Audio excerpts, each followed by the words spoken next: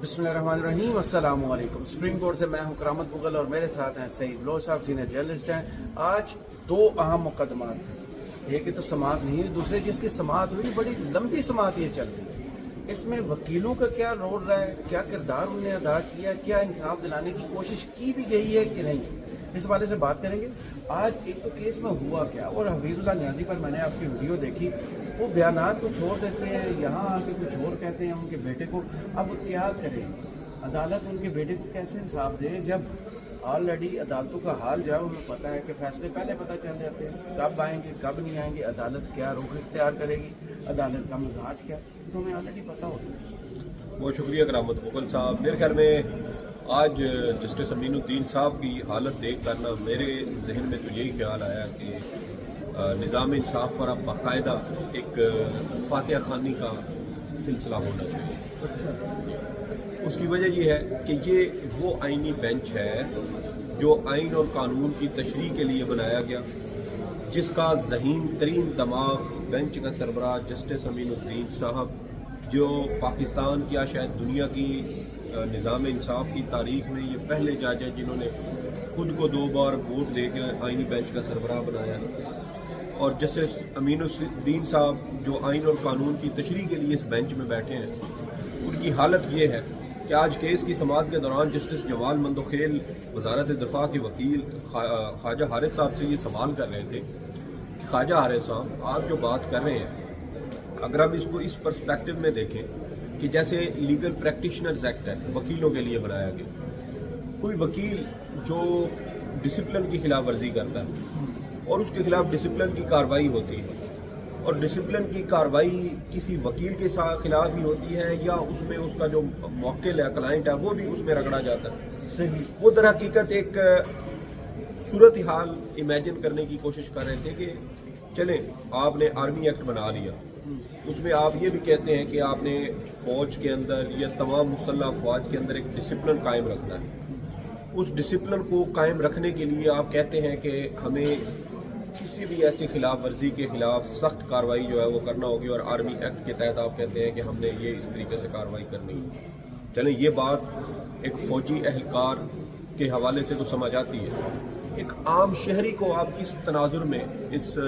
कानून के ज़ुमरे में लाते हुए, इस कानून की डोमेन में लाते हुए उसके खिलाफ कार्रवाई करने का जो है वो दलील दे रहे हैं। फिर वो इसी हवाले से उन्होंने कहा कि जैसे लीगल प्रैक्टिशनर एक्ट में किसी वकील के खिलाफ डिसिप्लिन की कार्रवाई होती है तो वो सिर्फ वकील के खिलाफ होती है, ये नहीं होता कि आप उसके क्लाइंट को भी दरमियान में रगड़ देते हैं। अब यहाँ पे ज़रा चीज़ों को इमेजिन करें कि आइन और कानून की तशरीह के ऊपर डिस्कशन हो रही है। जस्टिस अमीनुद्दीन साहब इस दौरान एक किताब का हवाला देते हुए पढ़ते हैं, हाई कोर्ट रूल्स, गालिबन उन्होंने कहा हाई कोर्ट रूल्स का रूल 4 और गालिबन रूल 26 जी, इन दो का उन्होंने हवाला दिया और कहा कि इन रूल्स के मुताबिक जब किसी वकील के खिलाफ कोई यानी जब कोई शख्स किसी वकील को हायर करता है तो एक तरह से वो भी उसकी डोमेन में आ जाता है। सही, हमने आज तक हमने तो नहीं देखा कि किसी वकील ने किसी जज के साथ बदतमीजी की हो तो अदालत जो है वकील के साथ साथ उसके क्लाइंट को भी जेल में डाल दे, ये कहे कि चले वकील के खिलाफ डिसिप्लिन की कार्रवाई करें। बार काउंसिल वकील के खिलाफ तो कर सकती है, उसका लाइसेंस 6 महीने साल के लिए सस्पेंड किया जा सकता है, उसका लाइसेंस मनसूख किया जा सकता है। आप क्लाइंट का क्या मनसूख करेंगे, उसका क्या उसके खिलाफ कार्रवाई करेंगे? तो उसमें क्लाइंट का नुकसान ये होता है कि उसका वकील अगर उसके खिलाफ डिसिप्लिन की कार्रवाई हो जाए तो बाद वक़्त हमने ये भी देखा है कि वकील अदालत में नामुनासिब रवैया इख्तियार करे तो अदालत केस खारिज कर देती है, अदालतें केस खारिज करती हैं, तो वो नुकसान हो गया क्लाइंट का। अब लीगल प्रैक्टिशनर एक्ट के तहत आप किसी वकील को जो इंज़बाती कार्रवाई या किसी अदालत की तौहीन अदालत का मुर्तकब हुआ हो, किसी जज के साथ बदतमीजी की हो, अदालती अमले के साथ उसने कोई मिसबिहेव किया हो, या कमरे अदालत में उसका कंडक्ट अच्छा ना हो, जो उनका वो लीगल प्रैक्टिशनर एक्ट है वकीलों का, उसकी भी वो खिलाफ वर्जी बनती हो, तो उसके तहत कहा जाता है कि इसके खिलाफ जो है ना वो मुतलका bar council, Pakistan bar council वफाकी सतह पे, या फिर जो भी मुतलका सूबाई बार काउंसिल है वो उसके खिलाफ कार्रवाई करे। तो उसमें आम बंदा जो है वो कहाँ से रगड़ा जाता है? तो यही चीज़ आप देख लें कि आइन और कानून की तशरीह का मामला था, और जनाब जो जस्टिस अमीनुद्दीन साहब हैं, वो रूल्स का हवाला दे रहे हैं। यहाँ पे आइन है, उस आइन के नीचे कानून है और उस कानून के नीचे रूल्स बनते हैं, और हमारे आइनी बेंच के सरबराह जो है वो रूल्स उठा के आइन से भी ऊपर रख देंगे। तो ये नगीने इंसाफ के बैठे हैं। और दूसरी बात ये है कि अच्छा उसके बाद क्या हुआ कि जस्टिस अमीनुद्दीन साहब ने यूं किताब फेंकी अपने सामने मेज के ऊपर, जैसे कोई रियाजी का कोई बहुत बड़ा मसला जो आज से 100 साल पहले से चला आ रहा था और वो मसला हल नहीं हो रहा था, वो मसला जैसे अमीनुद्दीन साहब ने बैठ के ये हो गया बस कानून की किताब फेंकी है जी। और वो असल में जी, और वो आगे असल में जवाब दे रहे थे जस्टिस जमाल मंदोखेल, क्योंकि मंदोखेल साहब ये सवाल कर रहे थे। और मैंने बड़ी अजीब व गरीब किस्म की कमरा अदालत में माहौल देखा है करामत मुगल साहब, और वो माहौल आप यूँ देख लें कि जूनियर जजेस को आपने बिठाया हुआ है। जस्टिस नईम अफगान आज कुछ नहीं बोले, जस्टिस हसन अजहर रिजवी साहब आज कुछ नहीं बोले, जस्टिस मुसरत हिलाली साहबा भी आज बहुत कम बोलती रही हैं, या जस्टिस मोहम्मद अली मजहर साहब थोड़ा सा बोले हैं, या सबसे ज़्यादा जस्टिस जमाल मंदोखेल साहब बोले हैं। यानी 7 में से तकरीबन 3 से 4 जज बोले नहीं हैं। आईनी बेंच को अचानक चुप लग गई है। चुप नहीं लग गई, मेरे ख्याल में शायद उनको समझ ही नहीं आ रही कि हम इस सिचुएशन से निकले कैसे। सीनियर जजेस होते हैं, वो चीज़ों को पता नहीं है, मुझे ये भी नहीं पता कि तैयारी करके आते हैं ये नहीं आते, क्योंकि आपको पता है जब मरकजी केस चल रहा था तो चीफ जस्टिस उमरता बंदयाल साहब, जस्टिस आयशा मलिक साहिबा, जस्टिस जाजुल एहसन साहब, जस्टिस मुनीब अख्तर साहब और जस्टिस मज़ाहिर नकवी साहब, इन्होंने कैसे कैसे सवालात किए थे। ख़ास तौर पे जस्टिस चीफ जस्टिस साबिक चीफ जस्टिस उमरता बंदयाल, एजाजुल एहसन साहब और मुनीब अख्तर साहब ने तो पूरा केस उधेड़ के रख दिया था, और जस्टिस आयशा मलिक साहिबा के सवालात का आखिर तक अटॉर्नी जनरल के पास जवाब नहीं था। हर बार बोल कर जाते थे, बचते थे, अवॉइड करते थे क्वेश्चन को, कहते थे मैं बाद में जवाब दूंगा, जवाब नहीं होता था। और यहाँ जो बैठे हैं हमारे मौजूद जज साहबान बेंच में, उनसे सवाल ही नहीं बन रहा। मतलब कि एक ऐसे माहौल क्रिएट करने की कोशिश की जा रही है करामत मुगल साहब के। एंड पे कहा जाएगा कि चलें जी यूं कर लेते हैं कि जो फैसला है उसको कलअदम करार, वो जो मिलिट्री कोर्ट्स है उसको कलअदम करार दे दे, और वो जो कानून की शिक्के हैं ना उनको बहाल कर देते हैं। आज भी जस्टिस मोहम्मद अली मजहर साहब, हमने जो शुरू में ये बात कर रहे हैं कि ये केस 2 हिस्सों पर मुश्तमिल है, एक फौजी अदालतों को कलअदम करार देने का मामला, और दूसरा जो कानून की शिक्के हैं, आर्मी एक्ट और ऑफिसर सीक्रेट एक्ट की शिक्के हैं, उनको कलअदम करार देने का मामला। तो आज भी जस्टिस मोहम्मद अली मजहर साहब ने वही बात की। और फिर एक और अहम नुकता जो जस्टिस जमाल मंदोखेल साहब ने उठाया, उन्होंने कहा कि एक शख्स है जो फौजी चौकी की तरफ जाना चाहता है जी, लेकिन लेकिन उसको जाने नहीं दिया जाता, इजाज़त तो क्या है कि इधर आने की इजाज़त नहीं है, लेकिन वो बंदा फिर भी चला जाता है, तो क्या उसके खिलाफ भी आप फौजी अदालतों में कार्रवाई करेंगे? तो मेरे ख्याल में जमाल मंदोखेल साहब का माइंड बड़ा क्लियर है, लेकिन आज उनको काउंटर करते रहे जनाब जस्टिस अमीनुद्दीन साहब और जस्टिस मोहम्मद अली मजहर साहब, और वो दलाइल जो वजारत दिफा के वकील को देने चाहिए थे वो जस्टिस अमीनुद्दीन साहब की जानिब से सामने आ रहे थे। और इसमें भी आप ये भी देखें कि जो आइन का आर्टिकल 8 है, उस हवाले से भी वजारत दिफा के वकील खातिर का जवाब अदालत में नहीं दे सके। फिर इसमें जो एक और जो अहम मामला केस की समाअत के अख्ताम पर हफीजुल्लाह नियाजी साहब की जानिब से अदालत के सामने उठाया गया। भाई सवाल ये है कि इन लोगों की जानिब से जो दरख्वास्त की गई थी वो क्या थी कि सुप्रीम कोर्ट फैसला सुनाने दे ताकि लोगों को सिविलियन जो जेलें हैं वहाँ पर मुंतकिल किया जाए और वहाँ हमारी मुलाकात हो सके। अब आज हफीजुल्लाह नियाजी साहब जब आखिर में रोस्ट्रम पर आए तो जस्टिस अमीनुद्दीन साहब ने कहा कि आप अदालत के सामने कोई सियासी बातें करेंगे, जिस पर अमीनुद्दीन साहब जो हफीजुल्लाह नियाजी साहब हैं उन्होंने ये कहा कि मैं अदालत के सामने कोई सियासी बात नहीं करूँगा, बल्कि कुछ चीज़ें हैं जो मैं अदालत के सामने रखना चाहता हूँ। उस पर भी उन्होंने कहा कि पहली बात तो ये है कि सुप्रीम कोर्ट के जो फैसला था उसके बाद जो शहरी थे आम शहरी सजाओं के बाद उनको सिविलियन जेलों में मुंतकिल कर दिया गया, लेकिन सिविलियन जेलों में मुंतकिल करने के बावजूद उनके साथ सलूक आज भी वही है जो मिलिट्री की हिरासत में उनके साथ रखा जा रहा था। आपको पता भी 2 साल वाले जो लोग रिहा हुए उसमें एक समी वजीर नाम का भी एक लड़का है जो ज़हनी तवाज़ुन खो बैठा है, जिसके भाई का मैं आज सुबह क्लिप देख रहा था, गलबन سیاست ڈاکٹر پی کے ساتھ ان کا انٹرویو ہے، اور وہ کہتا ہے کہ میرا بھائی سمیع وزیر مجھے یعنی اپنے بھائی کو پہچاننے سے انکار کر رہا ہے، بھائی کو نہیں پہچان رہا، تو یہ سلوک ان کے ساتھ کس طرح ہوا؟ کون پوچھے گا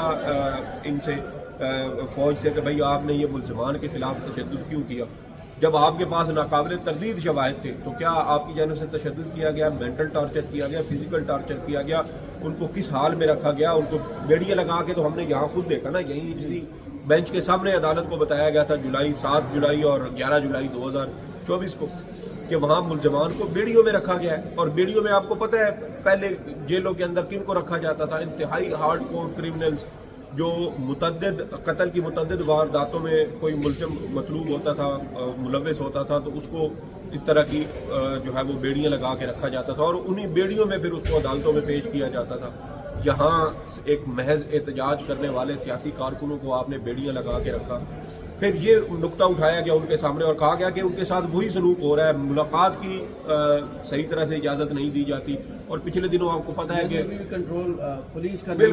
بالکل اسی طرح ہے جیسے عمران خان صاحب کا وہ پورا انوائرمنٹ چاند افسران کی نگرانی میں، ان کے کنٹرول میں ہے، کیمرے سے مائک کے ذریعے ان کی ہر وقت وہ مانیٹرنگ ہوتی ہے، اور اسی وجہ سے وہ اپنی پارٹی کے لوگوں کے ساتھ کسی قسم کی کوئی انسٹرکشن نہیں دے پاتے۔ اور ابھی بھی پی ٹی آئی جو عمران خان کے ساتھ ملاقات کی بات کر رہی ہے وہ یہی بات کر رہی ہے کہ بھئی ہماری بالکل سیپریٹ ملاقات کروائیں تاکہ ہم عمران خان سے ہدایات لے سکیں۔ اب دوسرا جو اہم نقطہ حفیظ اللہ نیازی صاحب کی جانب سے عدالت کے سامنے اٹھایا گیا وہ یہ تھا کہ جو فوجی عدالتوں کی جانب سے جو سزائیں سنائی گئی ہیں نا، اس میں وجوہات نہیں لکھی ہوئی، یعنی ان میں یہ لکھا ہوا ہے کہ گلٹی اور ناٹ گلٹی، بس جی کوئی ڈیٹیل نہیں ہے کہ اس کو چیلنج کیا جا سکے۔ جی تو اس پر جو آپ کو یاد ہے کہ جب 2023 میں یہ کیس چل رہا تھا سپریم کورٹ آف پاکستان میں، تو اس وقت جولائی اور پھر آخری سماعت جو ہوئی تھی وہ 3 اگست کو ہوئی تھی، 3 اگست کے بعد پھر 23 اکتوبر کو سماعت ہوئی، اور پھر اسی روز سپریم کورٹ نے اس کیس کا فیصلہ سنا دیا تھا۔ تو یہ دیکھیں آپ کہ اس وقت بھی یہی معاملہ عدالت کے سامنے تھا، اور اس وقت اٹارنی جنرل نے یقین دہانی کروائی تھی کہ وکیل کرنے کا حق دیا جائے گا، دفاع کیس کے اپنے دفاع کرنے کا حق دیا جائے گا، پھر ان کو فیئر ٹرائل کا موقع دیا جائے گا، اور پھر اس کے بعد کہ ان کو آگے اپیل کرنے کا ان کی جو حق ہوگا وہ بھی دیا جائے گا۔ اور اپیل کا حق آپ کیسے استعمال کریں گے جب آپ کو پتہ ہو کہ بھائی مجھے سزا کس بنیاد پہ ہوئی ہے؟ اب ایک بندے کو آپ نے سزا سنا دی، سزا سنانے کے بعد آپ کے پاس کوئی وجہ نہیں ہے کہ بھائی اس نقطے پر ہم نے یہ سزا سنائی ہے، تو آپ اپیل کیا دائر کریں گے؟ بھائی جہاں پہ لکھا ہوا ہے گلٹی اور ناٹ گلٹی، اس کی بنیاد پہ آپ لوگوں کو سزائیں دے رہے ہیں، تو اب مجھے بتائیں کہ اس کو آپ کیسے ایک گراؤنڈ کے طور پہ استعمال کریں گے اور ہائی کورٹ میں اپیل دائر کر سکیں گے؟ اس کا پہلے فیصلہ ہے جو اپیل ابھی تک لانگسٹ چل رہی ہے، اس میں وکلا کا کردار اپنے کلائنٹس کو بچانے کے لیے کوئی اس طرح مؤثر نظر نہیں آ رہا، نہ ہی کوئی ایکٹیو اس طرح نظر آ رہا ہے، نہ فکر مند نظر آ رہا ہے۔ دیکھیں نہیں فکر مند، میں بتاتا ہوں، بڑا پورا اسرار سا کردار ہے، کافی زندگی داؤ پر لگی تھی، سب کو تو سزائیں ہوتی۔ دیکھیں ہم وکیلوں کی بات کر لیتے ہیں کہ چلیں جی وکیل کا کردار اچھا نہیں تھا، یہاں 2-3 لوگ ایسے بھی ہیں جن کے والد اس کیس میں فریق ہیں، حفیظ اللہ نیازی صاحب کا بیٹا حسان نیازی، پھر وہ دیکھ لیں ایک ارزم جنید نام کا لڑکا، پچھلے دنوں اس کو بھی سزا ہوئی جی، اس کے والد ہیں وہ اس کیس میں درخواست گزار تھے۔ تو کہنے کا مطلب یہ ہے کہ یہ درخواستیں جو ہیں یہ صرف سابق چیف جسٹس جواد خواجہ یا اعتزاز احسن صاحب کی نہیں ہیں، یہ ان جو عام شہری ہیں ان کے جی ان کے اہل خانہ، ان کے جو لوگ ہیں فیملی کے، ان کی جانب سے درخواستیں بھی کی گئی ہے، سول سوسائٹی بھی ہے، سابق چیف جسٹس جواد خواجہ ہیں، اعتزاز احسن صاحب ہیں۔ تو سوال صرف یہ ہے کرامت مغل صاحب کہ چلے ہم مان لیتے ہیں کہ جو وکیل ہے انہوں نے اچھا کام نہیں کیا، ویسے وکیلوں کی یہ ان کی دسترس والا معاملہ ہی نہیں تھا، یہ معاملہ بہت بڑا تھا۔ آپ صرف یہ اندازہ لگائیں 13 نومبر 2023 کو پہلی اپیل دائر ہوتی ہے اور 13 دسمبر 2023 کو پہلی سماعت ہوتی ہے اپیلوں پر، اور اس روز سپریم کورٹ فوجی عدالتوں والا کیس سسپینڈ کر دیتی ہے، اور آج 1.25 سال ہونے کو ہے کرامت مغل صاحب اور اس کیس کا فیصلہ نہیں ہو سکا۔ پہلی سماعت 13 دسمبر کو ہوئی، دوسری سماعت آپ کی 29 جنوری کو ہوئی، تیسری سماعت آپ کی 25 مارچ کو ہوئی، چوتھی سماعت آپ کی 28 مارچ کو ہوئی، اس کے بعد جو 5ویں سماعت ہے غالباً وہ اس کی 19 اپریل کو ہوئی، اور اس کے بعد آپ چلے جائیں تو کوئی 2.5 مہینے کا فرق آ گیا اس میں. پھر آپ کی سماعت ہو رہی ہے جناب 8 جولائی کو, پھر آپ کی سماعت ہو رہی ہے 11 جولائی کو, اور اس کے بعد آپ کی سماعت آ رہی ہے 9 دسمبر کو. درمیان میں 5 مہینے کا گیپ ہے. تو اس میں وکیل بیچارے کیا کرتے, شروع دن سے رو رہے تھے, پٹ رہے تھے. پہلی سماعت آئی, انہوں نے اعتراض کیا اس پہ جسٹس سردار طارق مسعود صاحب پہ, بینچ سے الگ نہیں ہوئے, اعتراض رد کر دیا. یہ وہی انصاف کے نگینے ہیں جنہوں نے کہا تھا کہ پتہ نہیں ایک تو یہ بنیادی حقوق ہمیں کہاں تک لے کے جائیں گے. پھر دوسری سماعت آئی جب غالباً 29 جنوری کو, اور جنوری کی سماعت میں جناب سردار طارق مسعود صاحب بینچ سے الگ ہو گئے, اور بینچ سے الگ ہونے کے بعد جو ہے وہ مزید 1.25 مہینہ 1.5 مہینہ کیس لٹکا رہا. پھر 25 مارچ کو کیس ان کی ریٹائرمنٹ کے بعد سماعت کے لیے مقرر ہوا, اور پھر اس کے بعد مقرر ہوا تو پھر 2 سماعتیں ہوئیں. پھر اس کے بعد یہ 1 اپریل میں سماعت ہوئی. اس کے بعد 2-2.5 مہینے کے بعد پھر 8 جولائی کو سماعت ہوئی. اور اس میں بھی بار بار یہی اعتراضات جو ہے وہ اٹھاتے رہے کہ بھئی بینچ جو ہے وہ ریکانسٹیٹیوٹ کرے, بینچ ریکانسٹیٹیوٹ کرے, لیکن چیزوں کو لٹکا. اچھا مجھے یہ بتائیں, ان وکیلوں کی تو ہم سمجھ لیتے ہیں کہ یہ فرض کریں کہ انہوں نے صحیح طریقے سے کیس نہیں لڑا. جب بینچ ریکانسٹیٹیوشن کے لیے قاضی فائز عیسیٰ کے پاس جاتا تھا تو وہ ہر ہفتے اس کیس کو سماعت کے لیے مقرر کیوں نہیں کرتا تھا؟ تینوں جج تھے تو ایمرجنسی کیس تھا, ہنگامی صورتحال تھی, بنیادی حقوق متاثر ہو رہے تھے, تو آپ فوری طور پر کمیٹی کا مطلب آپ نے بھی 2 ہفتے 3 ہفتے 5 ہفتے کم از کم انتظار کیا, اور اس کے بعد کمیٹی کا اجلاس ہوتا تھا اور اس میں آپ یہ کیس نارمل کیسز کی طرح پیش کرتے تھے. تو یہاں سارا جو نقصان ہے کرامت مغل صاحب وہ صرف اور صرف سپریم کورٹ کا ہے, ججز کا ہے. سائلین استدعا کرتے رہے, ریکویسٹ کرتے رہے. جب ان کو انصاف میں اتنی تاخیر ہو گئی کہ ان کے لواحقین جو ہیں وہ بیچارے, ان کے فیملی ممبر وہ 3-3 5-5 مہینے ان کی ملاقات نہیں ہو رہی, تو وہ سپریم کورٹ کو کہنے پر مجبور ہوئے کہ بھائی جان آپ کا جو ہے نا وہ خدا کا واسطہ ہے, آپ ان کو فیصلہ سنانے کی اجازت دے دیں. فیصلہ سنا دیں گے تو چلے سزائیں کاٹنے کے لیے یہ ان کو سویلین جیلوں میں منتقل کریں گے. ہم کم از کم ان کے ساتھ ہفتے میں 1 بار یا 2 بار جس طریقے سے ملاقاتیں ہوتی ہیں منگل اور جمعرات, کہ جیسے عام قیدیوں کو جو حقوق حاصل ہیں وہ ان کو بھی حاصل ہو جائیں گے, وہاں ہماری ملاقاتیں بھی ہو سکیں گی. لیکن آج المیہ دیکھیں کہ فیصلے بھی سنا دیے انہوں نے, اور آج بھی ان شہریوں کو جیلوں کے اندر عام قیدیوں والے جو حقوق حاصل ہیں وہ بھی ان کو فراہم نہیں کیے جا رہے. اور فیصلوں میں لکھا ہے گلٹی اور ناٹ گلٹی, نہیں اس کے اندر وجوہات بھی نہیں ہیں. وجوہات نہیں ہوں گی تو پھر کوئی بات کہ آپ نے تو کہا تھا کہ ہم ریزننگ دیں گے, آپ نے تو کہا تھا کہ فیئر ٹرائل کے تقاضے پورے ہوں گے, آپ نے تو کہا تھا کہ ان کو حق دفاع دیا جائے گا. چنگا حق دفاع ہے کہ بھئی ان کو آپ کاپی نہیں دے رہے. اور یہ بات کون کر رہا ہے کہ یہ اسی جو شہری ہے انہی میں سے ایک کا والد ہے حفیظ اللہ نیازی. اور آپ نے بالکل ٹھیک کہا کہ انہوں نے ٹی وی کے اوپر بیٹھ کر جس طریقے سے فوج کی مدح سرائی کی, فوج کی انہوں نے جو ہے وہ ان کی تعریفیں کی ہیں اور ان کی خوشامدیں کرتے رہے ہیں, لیکن الٹیمیٹلی ہوا یہ عمران خان کی مخالفت میں آپ اس حد تک چلے گئے کہ شاید آپ کے بیٹے کی جان بخشی ہو جائے گی, لیکن انہوں نے پھر بھی آپ کے بیٹے کی جان بخشی نہیں کی. تو پھر سوال یہ پیدا ہوتا ہے کہ پھر آپ نے بے شک ہو, پھر دیکھیں نا نظریات تو بالکل ہیں. سوال یہ پیدا ہوتا ہے کہ حفیظ اللہ نیازی صاحب آپ نے پھر اس سارے معاملے میں آپ نے کیا کھویا اور کیا پایا. آپ کو بھی چاہیے کہ آپ بھی ایک بار اپنا جو ہے نا وہ محاسبہ بیٹھ کے کریں, خود سے سوال کریں کہ میرا بیٹا جو جس کو 10 سال قید کی سزا ہو گئی ہے, جو جیل میں بھی ہے, جس کے اوپر بھی غالباً سخت جو اقدامات ہیں اس کے خلاف بھی ہوئے ہوں گے, کیونکہ آپ کو پتہ ہے کہ حسان نیازی سے تو ویسے بھی فوج بہت زیادہ ناراض بھی تھی. ان کی وہ پتلون والی جو انہوں نے وہ ایک پتلون لہرائی تھی انہوں نے ان کے بعد, تو اس کے بعد پھر دیکھ لیں کہ حسان نیازی ان کے والد ہی آ کر ساری صورتحال سے عدالت کو آگاہ کرے. تو یہ بہت مسائل ہیں کرامت مغل صاحب, فیلئر آف جسٹس سسٹم ہے. اور اس سے بڑھ کے یار کہ جب آپ کے بینچ کا سربراہ بیٹھ کے رولز کو, آئین کو کاؤنٹر کرنے کے لیے رولز کا سہارا لے رہا ہو, تو یہ سطحی سوچ ہے, یہ ان کی کم علمی ہے, یہ ان کی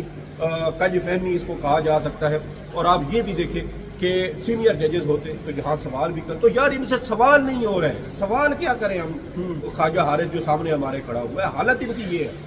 ایک تو وہ تھا نا کہ آپ چیزوں کو ذرا کو ریلیٹ کریں یا ان میں سے کچھ خامیاں نکالیں. خامیاں نکالنا تو ایک اور بات ہوتی ہے کرامت مغل صاحب, ان سے سوال نہیں ہو رہے. میں میرے خیال میں 20 سیکنڈ بولا ہوگا, میرے خیال میں اس ویڈیو کو یہیں روک لیتے ہیں کیونکہ بہت آگے نکل چکے ہیں, واپس لانا ہوگا. بہت شکریہ آپ کے وقت کا. کمنٹس باکس میں ضرور بتائیے گا یہ ویڈیو آپ کو کیسی لگی. مجھے اور سعید لوہی صاحب کو سپریم کورٹ سے اجازت دیجیے. اللہ حافظ.